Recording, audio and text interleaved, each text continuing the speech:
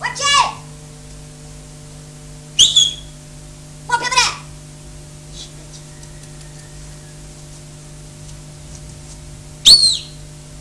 Попи! Че са шмугна. Попи! Какво се развикал? Какво има?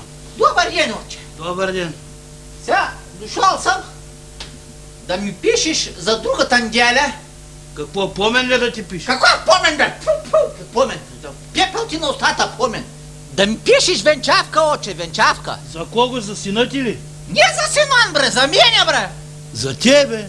Ти колко пъти се женил? Ами, че... Сгаша за четвърти, отче. За четвърти? Ага.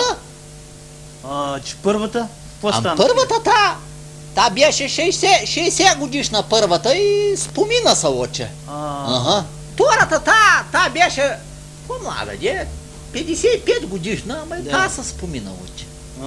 Сетне третия път, една, бях си зал, хубавка беше, яца, още по-младка. 50 годишна, ама и та се спомина. Бог да ги прости. Ами, сегашната каква е?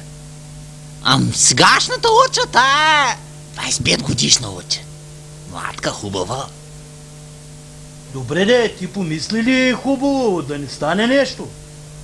Що, отче? Ако е писано да мре, та ще мре.